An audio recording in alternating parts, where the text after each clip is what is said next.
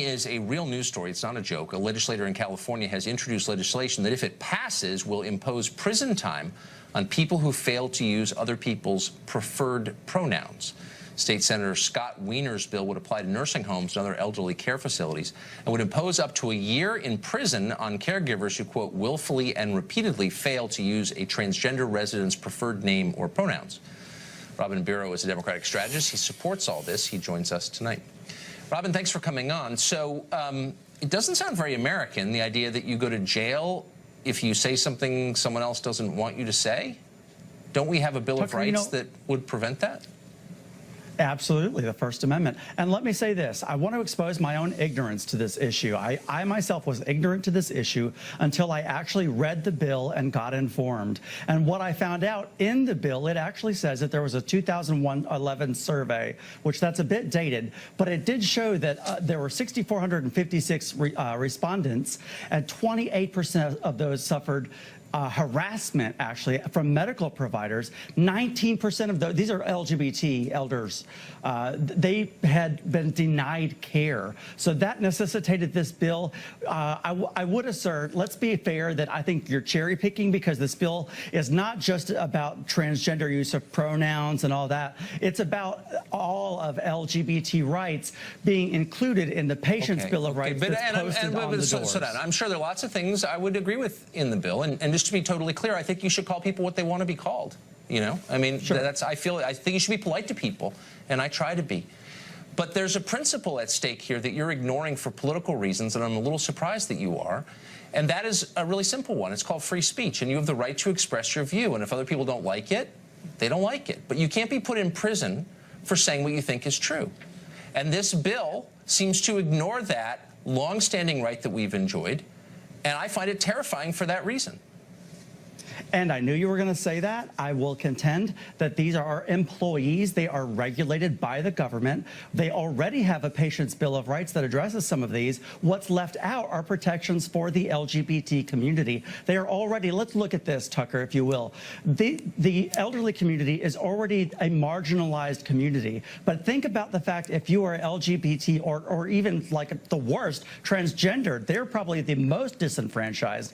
They are the most vulnerable. And I want to say this, just consider, if you will, I myself am openly gay. Say 30 years from now, I've been in a relationship for a couple decades, and this bill wasn't in place, it would deny my partner the ability to come and visit me, because a nurse might have a problem with it. No, but again, you're skirting the point that I'm making, which is this bill criminalizes speech. If you use the wrong word, you can be put in jail. That is grotesque. And I understand that you're enthusiastic about expanding rights for LGBT elders, okay? But why in the world would you, as an American who once wore the uniform, support a bill that would criminalize speech? Because elder abuse is inherently wrong. And I will read the bill. It says... No, slow down. Speech is not abuse. No, I'm talking about abuse. This is, understand this, misusing someone's pronoun is abuse. We see all the time people do this as a form of abuse.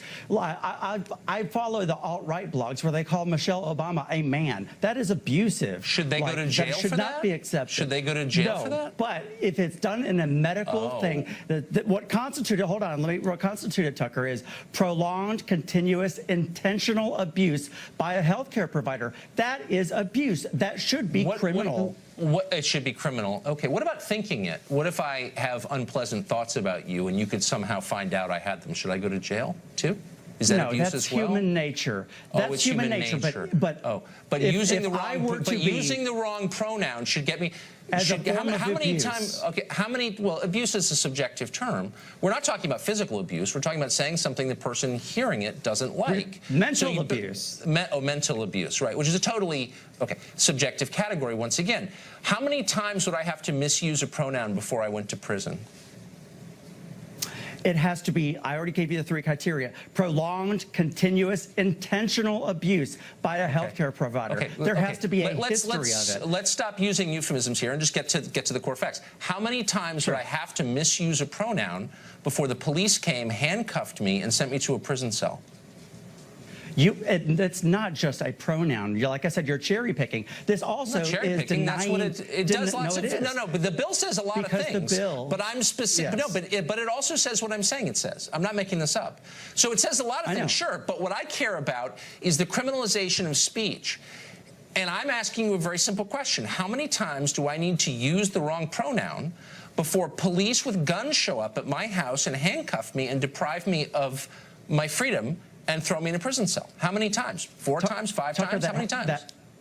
That has not been. I posted the entire bill on my Twitter at Robin Biro. You can read the entire bill. That does not say a specific number. I will say that. You're dodging it. You're dodging it. And last question. There are a lot of things that I don't like to hear. People call me names. I find it abusive. I have mental anguish as a result, let's say. Should they go to jail for that?